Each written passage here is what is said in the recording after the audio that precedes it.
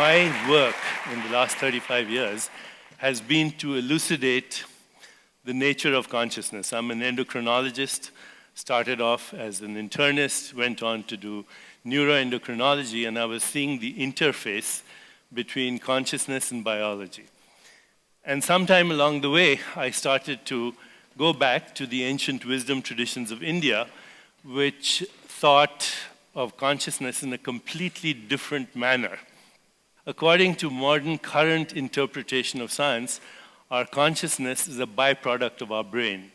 Just like your pancreas secretes pancreatic juice and your stomach secretes hydrochloric acid, your gallbladder makes bile, your brain somehow secretes consciousness.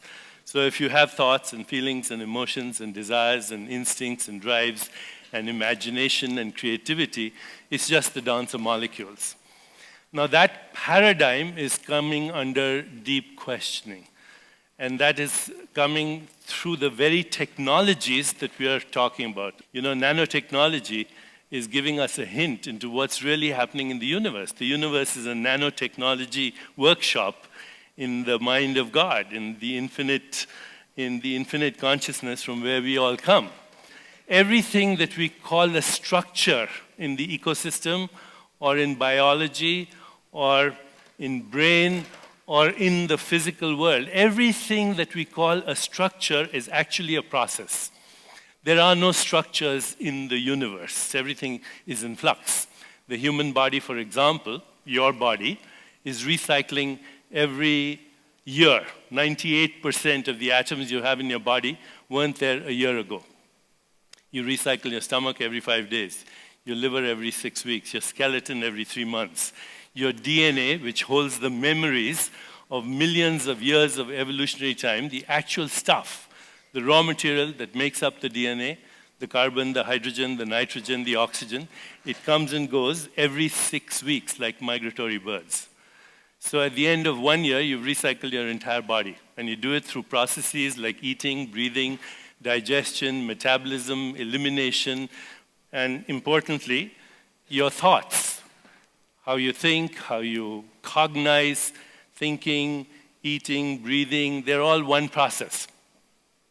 So right now, you have in your physical body at least 1 million atoms that were once in the body of Christ, or Buddha, or Genghis Khan. In just the last 3 weeks, a quadrillion atoms have gone through your body that have gone through the body of every other living species on this planet. So think of a tree in Africa, a squirrel in Siberia, a taxi driver in Manhattan. You have stuff in your body that was there only 3 weeks ago, which raises a big question of identity. If you think you are your physical body, then which one are you speaking of? I'm giving you this lecture right now using my year 2010 model, and the last time I came to India, I brought with me the same suitcase, but not the same physical body. What is the identity that we all have? The original identity, the potential consciousness from where we come. You go beyond the appearance of molecules, you enter a subatomic cloud, you go beyond the cloud. What do you end up with? You end up with a handful of nothingness. This is the basis of all our technology. Right now, if you can surf the information highway on the internet, if you can speak to somebody on their cell phone, if you can text a picture or a photograph to somebody in China, all these technologies are based on a fundamental premise in science. And that is that the essential nature of the material world is that it's not material. That the essential stuff of the universe is non-stuff. That everything you call matter comes out of an infinite void. So what is this nothingness from where we all come? Is it just a void, or could it be the womb of creation? Is it possible that nature goes to exactly the same place to create a galaxy of stars, or a cluster of nebulas, or a rainforest, or a thought? What's a thought? Where does it come from? And today, there are a number of really good scientists, and I work with some of them. Stuart Hameroff, Sir Roger Penrose, who was the thesis advisor to Stephen Hawking, and Sir Roger Penrose, Stuart Hameroff, and many others are proposing that consciousness as that potential mind before the subject-object split is actually part of the fundamental Planck scale space-time geometry of the universe.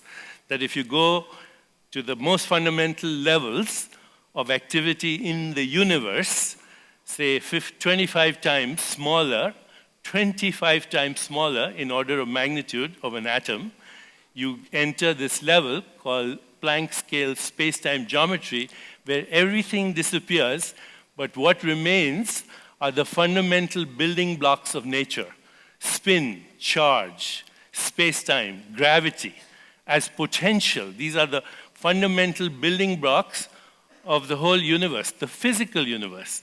But what Hameroff and Penrose are also suggesting is that this level also has embedded, entangled with it, the fundamental building blocks of mind, what we call Platonic values, which include truth, goodness, beauty, evolution, mathematical truth. Mathematical truth embedded at the fundamental levels of nature, which gives rise both to mind and to matter. And that what we call mind, your mind, my mind, is actually an embodied and relational process that regulates the flow of energy and information in the total universe. This has huge implications. This scientific insight has huge implications. So the new insights are saying to us, if we understand the body as a process and the universe as a process, and see that at fundamental levels, your mind, your body, your environment, your relationships, and the whole ecosystem is a single process. And that is the great insight that the Vedic rishis of India had. They said that the ground of the individual, Atman, is also the ground of the universe, Brahman. And what they call the universe is Brahman, the manifestation of that consciousness as it interacts with its own self and differentiates into everything that we call space-time, energy, information, and the world of objects. What I'm going to do is very quickly show you what the implications of this idea is. That instead of regarding consciousness as an epiphenomenon, an emergent property of evolution, we begin with consciousness, with Brahman, as the original ground of existence that differentiates into everything that we call reality, from our cognition to our behavior to our perception to moods, emotions, nature's forces, and biological expression.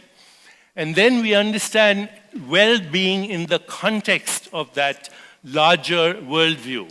And this is some of the work that I'm associated with at Gallup University or Gallup organization. We look at the relationship between financial well-being, community well-being, physical well-being, social well-being, financial well-being, community well-being, all entangled with each other. For example, if you have a happy friend, then your chances of being happy go up 15 times. If your happy friend has a happy friend, they go up another 10%. And if your happy friend has a happy friend who has a happy friend whom you don't know, they go up exponentially. Why? Because consciousness is a field. You know, in Bhagavad Gita, Lord Krishna says, I am the field, I am the knower of the field. Kshetra and Kshetragya. That field differentiates. And Schrödinger said, the great scientist Schrödinger, one of the original pioneers of quantum physics, he said consciousness is a singular that has no plural. So understanding that, I think we are ready to move to the next phase of our evolution, to understand spirituality as it should be understood. Not through belief, not through faith, but through experience and through knowledge and scientific validation. And if we do that, then we will be able to understand many questions. What makes us happy? What brings us well-being? What is the meaning of death? Why do we have darkness inside us? Why is it there? What goes wrong in the differentiation of consciousness into the whole process of expressing itself in a multidimensional universe? And how, at this stage of our evolution, the universe is becoming self-conscious through the human nervous system. This is the new model that we'll be exploring, the relationship between mind, brain, body, relationships, ecosystems, and the universe as a single process. Healing ultimately is the return of the memory of wholeness. Health, healing, holy, they are the same word.